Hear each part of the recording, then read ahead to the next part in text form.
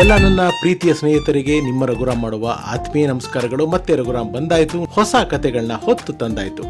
ಇವಾಗ ನಾನು ನಿಮ್ಮ ಮುಂದೆ ಹೇಳ್ತಾ ಇರುವಂಥ ಕತೆ ನಮ್ಮ ಕನ್ನಡ ಚಿತ್ರರಂಗದ ಒಬ್ಬ ದಿಗ್ಗಜ ಧೀಮಂತ ನಿರ್ದೇಶಕ ಶ್ರೀ ಸಿದ್ಧಲಿಂಗಯ್ಯ ಅವ್ರ ಬಗ್ಗೆ. ಹೌದು ಸ್ನೇಹಿತರೆ, ಸಿದ್ಧಲಿಂಗಯ್ಯ ಅವರು ನಮ್ಮ ತುಮಕೂರು ಹತ್ತಿರ ಇರೋ ಒಂದು ಹಳ್ಳಿಯವರು, ಒಂದು ಗ್ರಾಮೀಣ ಪ್ರತಿಭೆ.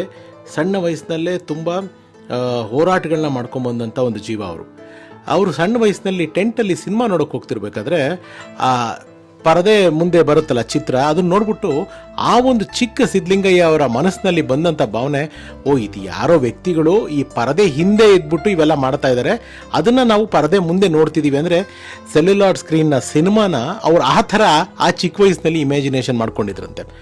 ಸರಿ, ಹಾಗೆ ಬೆಳೀತು. ಸಿನಿಮಾ ಮೇಲೆ ಅವ್ರಿಗೆ ಆಸಕ್ತಿ ಜಾಸ್ತಿ ಆಯಿತು. ಏನೋ ಒಂದು ಸಣ್ಣ ಪುಟ್ಟ ಭಿನ್ನಾಭಿಪ್ರಾಯಗಳು ಅಥವಾ ಮನಸ್ಸಿನಲ್ಲೇನೋ ಒಂದು ಚಾಲೆಂಜಸ್ಸೋ ಗೊತ್ತಿಲ್ಲ, ಇಡೀ ಊರಿನಲ್ಲಿ ಅವ್ರ ಮನೆಯವ್ರ ಹತ್ರ ಅವರು ಚಾಲೆಂಜ್ ಹಾಕಿದ್ರಂತೆ. ಅವರ ಸಣ್ಣ ವಯಸ್ಸಿನಲ್ಲೇ ಒಂದು 10ನೇ ಕ್ಲಾಸು ತನಕ ಅಲ್ಲೇ ವಿದ್ಯಾಭ್ಯಾಸ ಮಾಡಿದ್ದಾರೆ.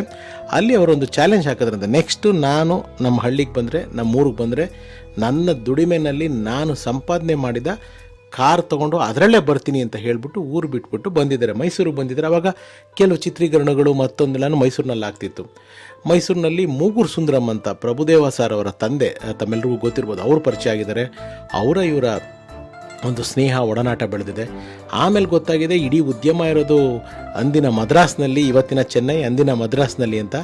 ಸೊ ಮದ್ರಾಸ್ಗೆ ಹೋಗಿದ್ದಾರೆ. ಅಲ್ಲಿ ಹೋಗಿ ಕೆಲವು ತೆಲುಗು ಸಿನಿಮಾಗಳಿಗೆ ಸಿದ್ಧಲಿಂಗಣ್ಣ ಅವರು ಅಸಿಸ್ಟೆಂಟ್ ಡೈರೆಕ್ಟ್ರಾಗಿ ಕೆಲಸ ಮಾಡೋದಕ್ಕೆ ಸ್ಟಾರ್ಟ್ ಮಾಡಿದ್ದಾರೆ.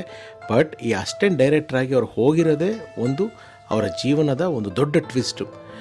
ಮಡ್ರಾಸ್ಗೆ ಹೋಗಿ ಅಲ್ಲಿಗೆ ಚಿತ್ರೀಕರಣಗಳು ಏನೋ ಕೆಲಸಗಳು ಹುಡುಕ್ತಾ ಇರಬೇಕಾದ್ರೆ ನಮ್ಮ ಬಾಲಕೃಷ್ಣ ಸರ್, ಬಾಲಣ್ಣ ಅವ್ರನ್ನ ಸಿದ್ಧಲಿಂಗಣ್ಣ ಮೀಟ್ ಮಾಡಿದ್ರಂತೆ. ಸಿದ್ಧಲಿಂಗಯ್ಯ ಅವರು ಮೀಟ್ ಮಾಡಿ ಬಾಲಣ್ಣ ಅವ್ರ ಹತ್ರ ಒಂದು ಸಣ್ಣ ಪರಿಚಯ ಆದಾಗ, ಏನಪ್ಪ ಏನಾಗಬೇಕು ಅಂತಿದೆಯಾ ನೀನು, ಸಿನಿಮಾದಲ್ಲಿ ಏನಾಗಬೇಕು ಅಂತ ಬಂದಿದೆಯಾ ಅಂತ ಕೇಳಿದಾಗ, ನಾನೊಬ್ಬ ಕಲಾವಿದ ಆಗಬೇಕು ಸರ್ ಅಂತ ಹೇಳಿದ್ರಂತೆ ಸಿದ್ಧಲಿಂಗಯ್ಯ ಅವರು. ಆರ್ಟಿಸ್ಟ್ ಆಗಬೇಕು ಅಂತ ಬಂದಿದೆಯಾ? ಹೌದು ಸರ್, ನಾನೊಬ್ಬ ಕಲಾವಿದ ಆಗಬೇಕು ಅಂತ ಬಂದಿದ್ದೀನಿ.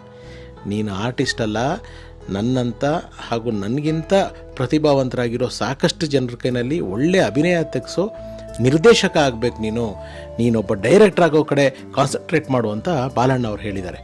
ಸೊ ಅದನ್ನು ಸೀರಿಯಸ್ ಆಗಿ ತೊಗೊಂಡು ಕೆಲವು ತೆಲುಗು ಪಿಕ್ಚರ್ಗಳಿಗೆ ಸಿದ್ಧಲಿಂಗಣ್ಣ ಅವರು ಅಸಿಸ್ಟೆಂಟ್ ಡೈರೆಕ್ಟರ್ ಆಗಿ, ಅಲ್ಲಿಂದ ಅವರು ಒಂದು ಡೈರೆಕ್ಟರ್ ಜೀವನನೇ ಒಂದೊಂದಾಗಿ ಸ್ಟ್ರಗಲ್ ಮಾಡ್ಕೊಂಡು ಬಂದರು.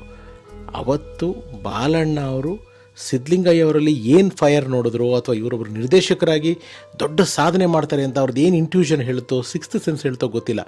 ಅದರಿಂದ ಬಾಲಣ್ಣ ಅವರು ಪ್ರಿಡಿಕ್ಟ್ ಮಾಡಿದ್ರಿಂದ ಅಥವಾ ಬಾಲಣ್ಣ ಅವರು ಸಜೆಸ್ಟ್ ಮಾಡಿದ್ರಿಂದ ಸಿದ್ಧಲಿಂಗಯ್ಯ ಅವರು ನಿರ್ದೇಶಕನಾಗಿ ಬಂದರು, ನಿರ್ದೇಶಕನ ಕಡೆ ಗಮನ ಕೊಟ್ಟರು. ಆಮೇಲೆ ನಿಮ್ಮೆಲ್ರಿಗೂ ಮತ್ತೆ ಆ ಫ್ಲ್ಯಾಶ್ ಬ್ಯಾಕನ್ನು ಇವಾಗ ಲಿಂಕ್ ಮಾಡ್ತೀನಿ.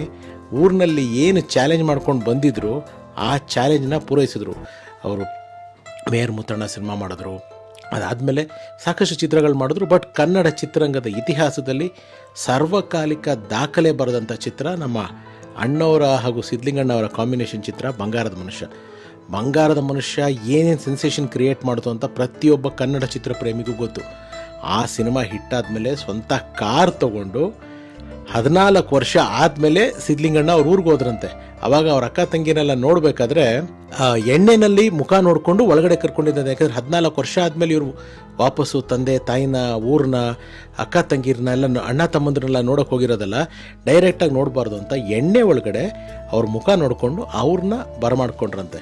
ಈ ಕತೆಗಳೆಲ್ಲ ಕೇಳಿದ್ರೆ, ಸಿದ್ಧಲಿಂಗಣ್ಣ ಅವರ ಈ ಸಾಧನೆಗಳೆಲ್ಲ ಕೇಳಿದ್ರೆ, ನನಗೆ ಸಿದ್ಧಲಿಂಗಣ್ಣ ಅವ್ರ ಪಿಕ್ಚರ್ದೇನೆ ಬಂಗಾರದ ಮನುಷ್ಯದೇ ಒಂದು ಹಾಡು ಜ್ಞಾಪಕ ಬರುತ್ತೆ. ಆಗದು ಎಂದು ಕೈಕಟ್ಟಿ ಕುಳಿತರೆ ಸಾಗದು ಕೆಲಸವು ಮುಂದೆ, ಮನಸ್ಸೊಂದಿದ್ದರೆ ಮಾರ್ಗವು ಎಂದು ಕೆಚ್ಚದೆ ಇರಬೇಕೆಂದು. ಬಹುಶಃ ಸಿದ್ಧಲಿಂಗಯ್ಯ ಅವರ ಜೀವನದ ಚಾಲೆಂಜಸ್ಸು, ಅವರ ಅನುಭವಗಳನ್ನೆಲ್ಲ ಅವರ ಸಿನಿಮಾದಲ್ಲಿ, ಅವರ ಹಾಡುಗಳಲ್ಲಿ ಬಳಸಿ ಇವತ್ತು ನಮ್ಮೆಲ್ರಿಗೂ, ಎಲ್ಲ ಜನ್ರೇಷನ್ಗೂ ಅದಿನ್ನೂ ಜ್ಞಾಪಿಸ್ಕೊಂಡು ಹೇಳೋ ಹಾಗೆ ಮಾಡ್ತಾ ಇದ್ದಾರೆ. ಅಂದರೆ hats off to his vision. ಈ ಕತೆ ನಿಮ್ಗೆ ಇಷ್ಟ ಆಗಿದೆ ಅಂತ ತಿಳ್ಕೊಂಡಿದ್ದೀನಿ. ನಿಮಗೆ ಇಷ್ಟ ಆಗಿದ್ರೆ ನನ್ನ ಶ್ರಮ ಸಾರ್ಥಕ ಅಂತ ತಿಳಿಸ್ತಾ ಇಲ್ಲಿಗೆ ಈ ಕತೆನ ಮುಕ್ತಾಯ ಮಾಡ್ತಾ ಇದ್ದೀನಿ. ಮತ್ತೆ ಮತ್ತೊಂದು ಹೊಸ ಕಥೆಯೊಂದಿಗೆ ಬಂದು ನಿಮ್ಮನ್ನು ಭೇಟಿ ಮಾಡ್ತೀನಿ. ನಿಮ್ಮೆಲ್ರಿಗೂ ನಮಸ್ಕಾರ. ಎಲ್ರಿಗೂ ಒಳ್ಳೆಯದಾಗಲಿ. ಸರ್ವೇ ಜನ ಸುಖಿನೋ ಭವಂತು. Love you all. ನಾನು ನಿಮ್ಮ ರಘುರಾಮ್.